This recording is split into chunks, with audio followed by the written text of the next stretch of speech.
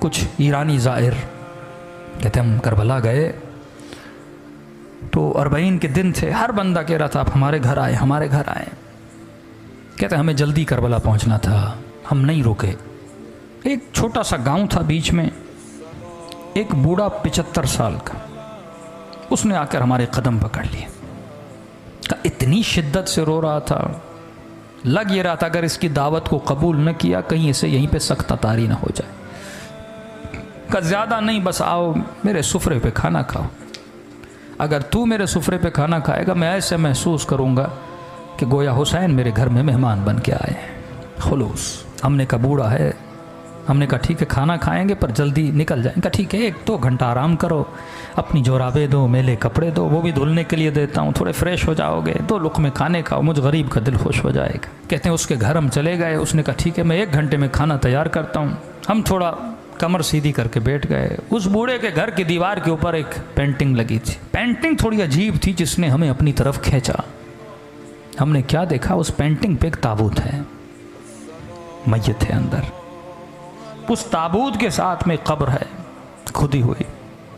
ہم نے کہا یہ کیسی پینٹنگ ہے، لوگوں کے گھروں میں جاؤ یا کربلا کی ذریعے یہ چیزیں ہیں، لیکن یہ کیسی پینٹنگ ہے جس میں تابوت ہے، تابوت کے اندر میت اور سامنے کھدی ہوئی قبر ہے۔ بوڑھا آیا، ہم نے کہا بوڑھے بتاؤ یہ پینٹنگ کا ماجرا کیا ہے؟ اس نے کہا پہلے کھانا کھا لو، کہیں ایسا نہ میں بتاؤں تم رونے لگو، مولا کے ظاہر ہو، سکون سے کھانا کھاؤ۔ اصرار کیا کہ نہیں کھانا کھاؤ۔ کھانا کھا لیا ہم نے کہا اب بتا، کہ یہ جو تابوت دیکھ رہے ہو یہ میرا تابوت ہے، یہ جو قبر دیکھ رہے ہو یہ میری قبر ہے۔ ایک دن میں مر چکا تھا، میرا جنازہ تابوت میں تھا، اسی طرح میری قبر کھدی ہوئی تھی۔ آج جو میں تمہارے سامنے زندہ ہوں نا، یہ حسین کی دعا کا نتیجہ ہے۔ ایسے کئی معجزے ہو چکے ہیں۔ کہ ذرا سمجھا تو کہنا کیا چاہتا ہے؟ کہ میرے پورے گاؤں والے سے پوچھو کہ یہ بوڑھا جس کے گھر ہم نے کھانا کھایا ہے اس کا ماضی کیسا تھا، تو سارے گاؤں والے گواہی دیں گے ہمارے گاؤں میں اس سے بڑا کوئی فاسق نہیں تھا۔ کہ مجھے نہیں یاد کوئی ایسا گناہ تھا جو میں نے نہیں کیا، میرا حسین ابن علی سے لینا دینا نہیں تھا، میری ایک اپنی غفلت کی زندگی تھی۔ صدام واصل جہنم ہوا، 40 کا سلسلہ شروع ہوا، میں نے دیکھا جوک در جوک کچھ لوگ ہیں جو کربلا حسین کی زیارت کے لیے جا رہے ہیں۔ میرا دماغ تو تھا ہی شیطانی نا، میں نے کہا جاتا ہوں ان ظاہروں کو لوٹتا ہوں، کسی کا موبائل لوٹوں گا، کسی کے پیسے لوٹوں گا، تھکے ہوئے ٹوٹے ہوئے سو جائیں گے لوٹ لوں گا۔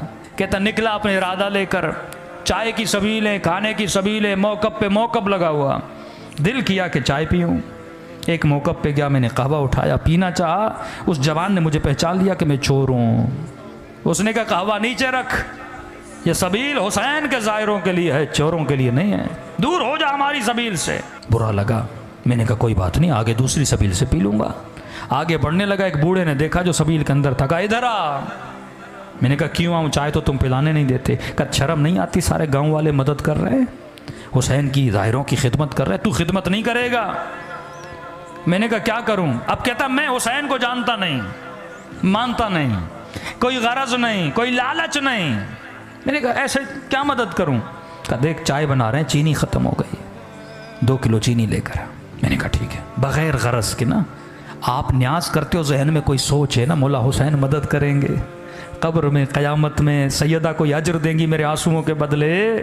کہتا نہیں میرا کوئی ذہن میں پس منظر نہیں۔ میں گیا 2 کلو چینی لی، واپسی پہ ایک اور سبیل تھی جہاں چائے چل رہی تھی، میں نے کہا چائے یہاں پیوں پھر جاؤں گا۔ اس نے بولا بھی تو اب اس کی چائے نہیں پیوں گا، عزت نفس نے مجھے روکا۔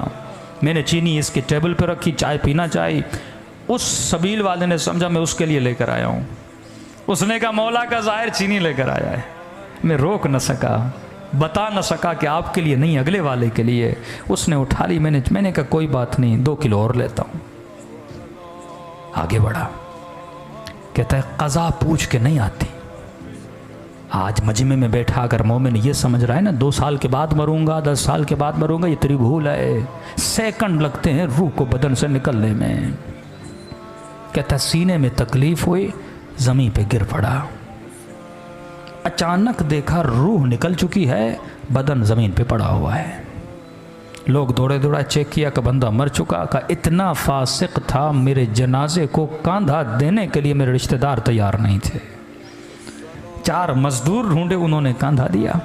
سمجھ رہا تھا خواب دیکھ رہا ہوں، لیکن جب اپنی کھدی ہوئی قبر کو دیکھا، تابوت پہ اپنے جنازے کو دیکھا، میں نے کہا خواب نہیں، مر چکا ہے۔